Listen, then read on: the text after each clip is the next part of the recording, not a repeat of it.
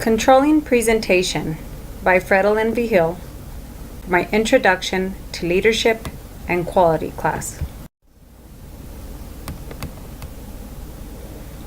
What is organizational control?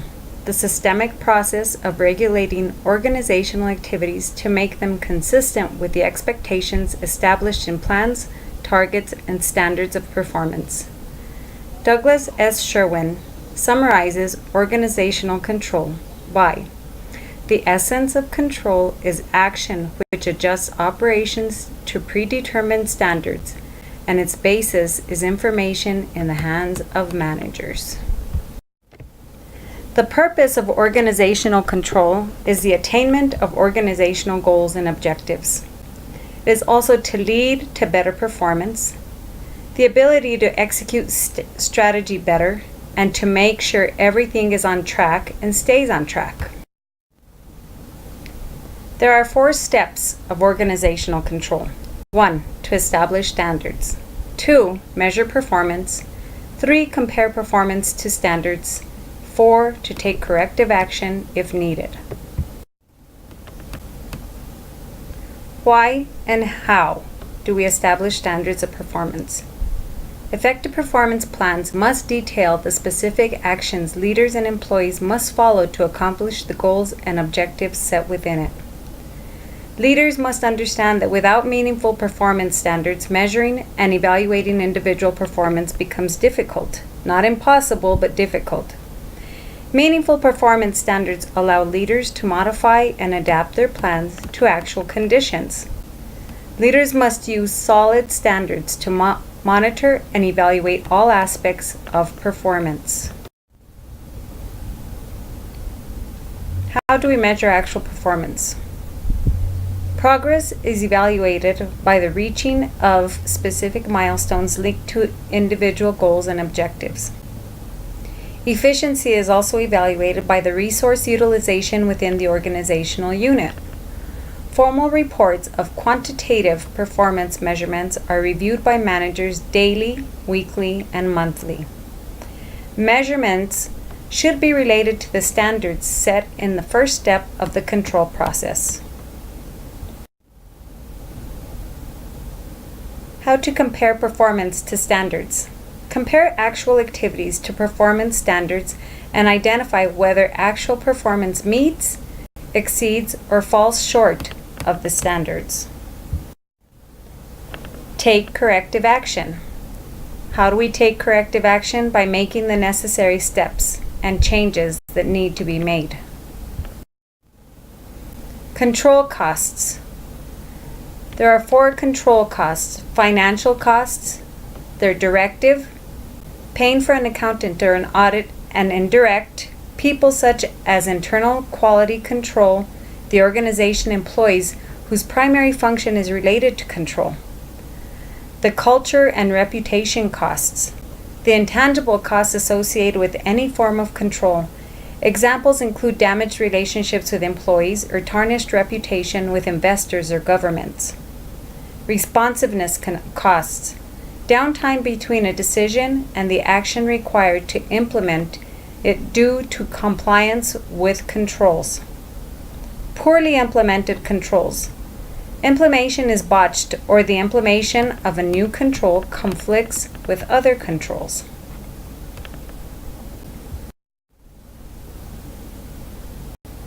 Benefits of controls. Cost and productivity control. Ensures that the firm functions effectively and efficiently.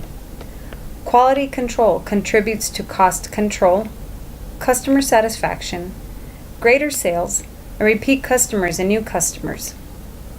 Opportunity recognition helps managers to identify and isolate the source of positive surprises, such as new growth market. Though opportunities can also be found in internal comparisons of cost control and productivity across units. Manage uncertainty and complexity. Keeps the organization focused on its strategy and helps managers anticipate and detect negative surprises and respond opportunistically to positive surprises. Decentralized decision-making allows the organization to be more responsive by moving decision-making to those closest to customers and areas of uncertainty. Benchmarking is defined as the continuous process of measuring products, services, and practices against the toughest competitors or those companies recognized as industry leaders to identify areas for improvements. Benchmarking is also used for assessing market demand or identifying best practices within an industry and generating new business ideas.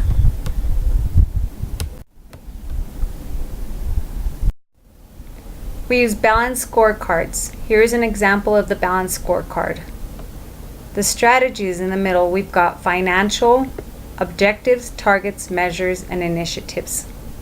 A business process also has objectives, measures, targets, and initiatives. We have learning and growth and customers. This is an example of a balanced scorecard that can be used. Control tools. Along with balanced scorecards, we have open book management, total quality management. Balanced scorecards are used to communicate what they are trying to accomplish. They align the day-to-day work that everyone is doing with strategy, prioritize projects, products, and services, measure and monitor progress towards strategic targets. Open book management allows employees to see for themselves through charts, computer printouts, etc., the financial condition of the company. They also show the individual employee how his or her job fits into the big picture and affects the financial future of the organization.